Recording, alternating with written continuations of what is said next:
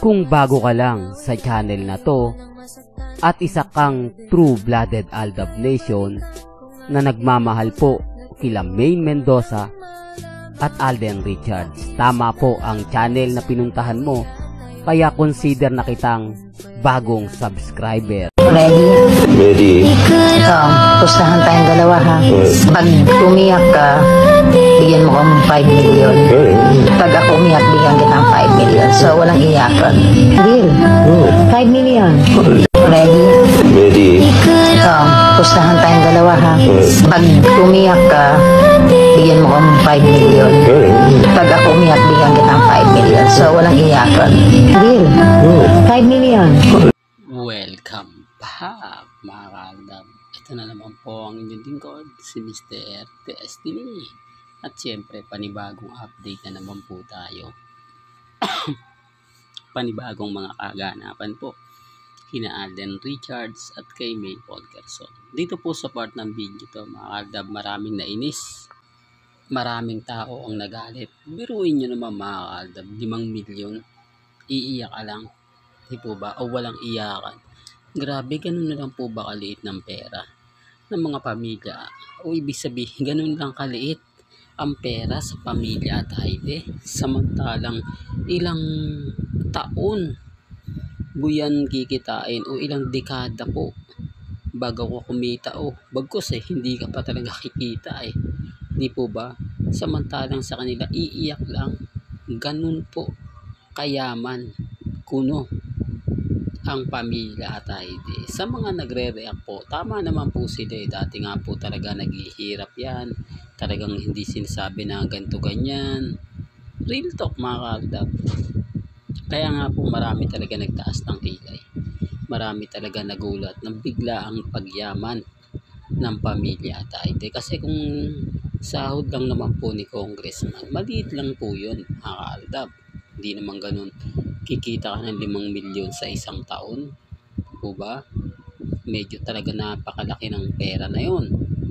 At kung tatanungin nyo naman po, yung mga ibang artista, nakapwa-artista ni Ibiang, sinasabi, wala naman daw pong project si Ibiang sa ABS-CBN. Nagsara na. Simula daw po ito, nang ipasara na ito ni President Digong.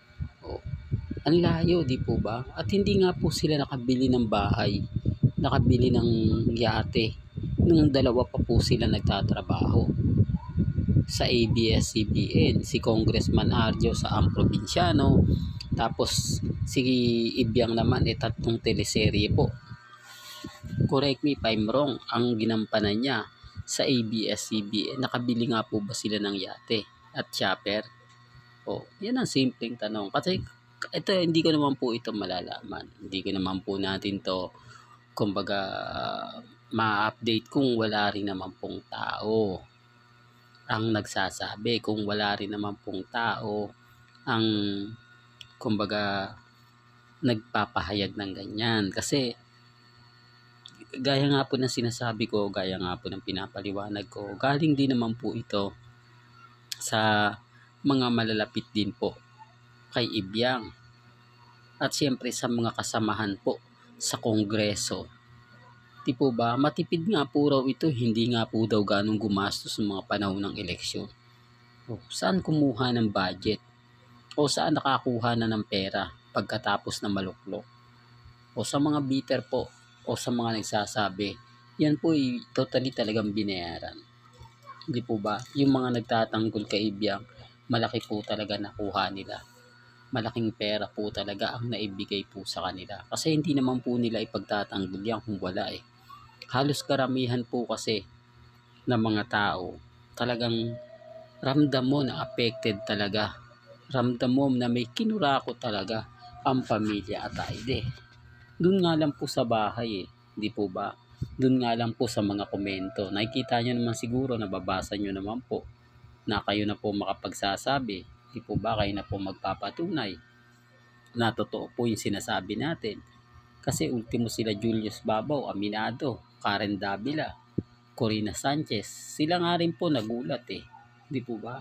mas mayaman pa po sila samantalang yung mga ibang artista na talagang halos 1 taon, 3, 5 taon na tuloy-tuloy ang trabaho sa ABS-CBN ng mga panahon hindi nga nakabili ng chopper.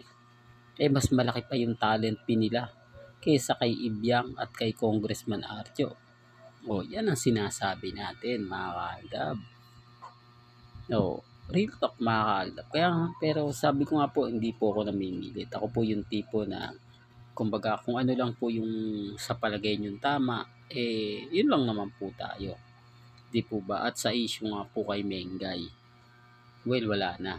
Dito sa video na to ni Mengay, wala na po siya yung singsing niya. Hindi na po daw talaga sinuot. Yan simula nga po raw ng palabasin si Congressman Arjo nang pumunta ito sa Eat Bulaga para magpakita ng suporta kay Maine, para di po ba, hindi na po pinapasok. Siyempre gagamitin pa yung show, no? Kumbaga para lang makakuha ng simpatya sa tao, gagamitin pa yung Eat Bulaga. Sino naman po matutuwa sa galit nga po ng iba? Binaha po tuloy siya ng pambabatikos, gagamitin pa yung show ng Eat Bulaga para makakuha ng simpatya at kukunin pa yung mga legit dabber cats. Galit na nga po. Doon pa lang makikita nyo na kung gaano kainis yung mga tao sa kanila, kung gaano at gaano karami ang mga taong naniniwala na talagang may kasalanan si Congressman Arjo. Si Ibyang nga po ngayon tahimik na tahimik lang Si Ibyang nga ngayon, makikita nyo, mararamdaman nyo na wala na yung tapang niya, no? Nasaan na? Di po ba? Nasaan na yung tapang ni Ibyang? Bakit nagmistulang tupa ang dating sobrang taray, sobrang ganto ganyan, ipaglalaban niya kuno si Congressman Arjo ng patayan, etc. sa mga taong pilit siyang dinadown, pilit siyang pinabagsak. Ngayon, bakit wala? Ngayon, bakit tahimik? Bakit walang mga sinasabi na ganito ganyan? Real talk to mga kaaldab. Yan ang pinapaliwanag ko. Yan ang sinasabi ko, na dito pa lang mararamdaman nyo na affected po sila. Kasi kung matapang talaga si Ibyang, haharapin niya yung kaso. Haharapin niya lahat ng mga sinampa. Magpapa-interview siya sa lahat ng media sa ABS-CBN para pasinungalingan ko, no? Wala, hindi niya magawa. Hindi niya masabi na kumbaga ganito, hindi nila masabi ng ganun. Kaya nga sabi sa inyo, ako mga kaaldab, relax lang po ako, kampante lang po ako. Hayaan nyo lang po yung mga bagay-bagay na sinasabi at pahayag po ng iilan. Basta't sa akin mga kaaldab, relax lang po kayo, kampante lang. Malay nyo, di po ba?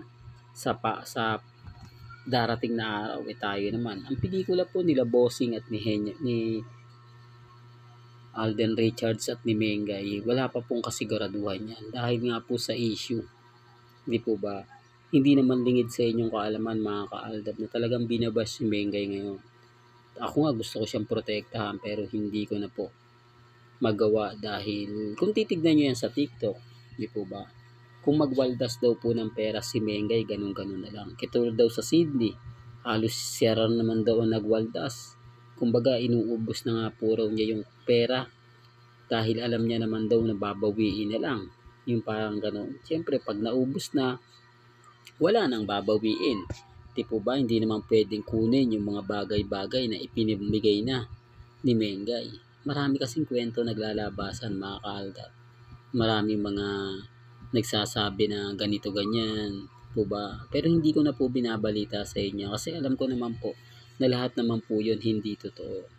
Part lang po ng paninira kay Maine, part lang po yun para pabagsakin si Mengay, dahil kapag nawala si Mengay mawawala na nga po ang phenomenal box office queen na kung saan maraming umaangkin, na kung saan gusto na po nilang makuha. Real talk yan mga kaaldab. Well, hanggang dito na lang po ang ating latest updates. Kaya kung gusto nyo pa po ng pinaka-latest at sariwang update, abay tumutok lang po kayo dito po sa channel ni Mr. Destiny para updated po kayo sa mga bago at sa mga latest na i-upload po natin maya-maya lang. Hanggang sa muli, salamat po sa panonood at pakikinig.